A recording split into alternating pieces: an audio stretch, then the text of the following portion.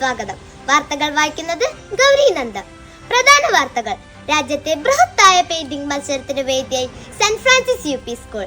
വൈവിധ്യമാർന്ന പരിപാടികളോടെ 79ാം സ്വാതന്ത്ര്യ ദിനാഘോഷം വർണ്ണാഭമായി. പരിഷ്കരിച്ച ചോദ്യപേപ്പറിന് പരിശീലനവുമായി അധ്യാപകർ. ഓണാഘോഷങ്ങളുടെ ഒരുക്കങ്ങൾക്കായി കുട്ടികളുടെ യോഗം ചേർന്നു. സബ് ജില്ലാ സംസ്കൃത ദിനാഘോഷത്തിൽ പങ്കെടുത്ത് സെന്റ് ഫ്രാൻസിസ് യു പി സ്കൂളിലെ വിദ്യാർത്ഥികൾ. വാർത്തകൾ വിശദമായി.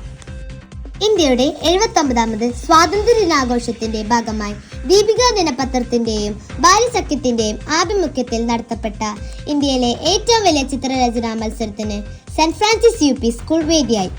കളർ ഇന്ത്യ എന്ന പേരിൽ നടത്തപ്പെടുന്ന ലഹരിക്കെതിരെയുള്ള പോരാട്ടത്തിന് കുട്ടികളെ പ്രാപ്തരാക്കുക എന്ന ലക്ഷ്യത്തോടെ കളർ ഇന്ത്യ സീസൺ 4 മത്സരം സംഘടിപ്പിച്ചതിൽ 100-ലധികം വിദ്യാർത്ഥികൾ പങ്കെടുത്തു. പ്രൗഢിയുടെ നിറവിൽ സ്വാതന്ത്ര്യ ദിനാഘോഷം അഭിമാനവും ആവേശവും ഉയർത്തി. സ്വാതന്ത്ര്യദിനത്തോടനുബന്ധിച്ച് നടത്തിയ പ്രത്യേക അസംബ്ലിയിൽ ഹെഡ് മിസ്ട്രസ് ബിജു ടീച്ചർ പതാക ഉയർത്തി. PTA പ്രസിഡന്റ് ഷെബീബ് സ്വാതന്ത്ര്യദിന ആശംസകൾ നൽകി. ലഹരിക്കെതിരെ ആന്റണി മാസ്റ്റർ പ്രതിജ്ഞ ചൊല്ലിക്കൊടുത്തു.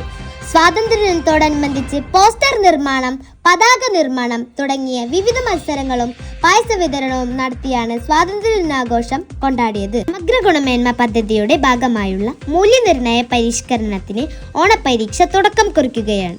ഇതിനോടനുബന്ധിച്ച് വിദ്യാലയത്തിലെ എല്ലാ അധ്യാപകർക്കും സർക്കാർ തലത്തിൽ പ്രത്യേക പരിശീലനം ലഭിച്ചു.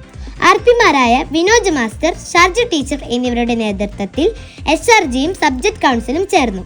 അധ്യാപകർ കുട്ടികളുമായി പരീക്ഷാ ചോദ്യപേപ്പറുകളുടെ ഘടനയിലും ഉള്ളടക്കത്തിലും വന്ന മാറ്റങ്ങൾ ചർച്ച ചെയ്യുകയും പരിശീലനം നൽകുകയും ചെയ്തു. വർഷത്തെ ഓണാഘോഷത്തെ വരവേൽക്കാനായുള്ള പ്രത്യേക യോഗം ഓഗസ്റ്റ് 11 തിങ്കളാഴ്ച ചേർന്നു. ഓണപരിപാടികൾ, ഓണസദ്യ തുടങ്ങിയവയുടെ ചർച്ച നടത്തി ഓണാഘോഷം വിപുലമായി നടത്താമെന്ന് യോഗം തീരുമാനിച്ചു. ഗുരുവായൂർ ഫ്രീഡം ഹാളിൽ നടന്ന ചാവക്കാട് ഉപജില്ലാതല സംസ്കൃത ദിനാഘോഷത്തിൽ സെന്റ് ഫ്രാൻസിസ് യു പി സ്കൂളിലെ തിരഞ്ഞെടുക്കപ്പെട്ട 20ഓളം വിദ്യാർത്ഥികൾ സംസ്കൃതം അധ്യാപകൻ നാരായണ മാസ്റ്ററോടൊപ്പം പങ്കെടുത്തു. വാർത്തകൾ സമാപിച്ചു. നന്ദി, നമസ്കാരം.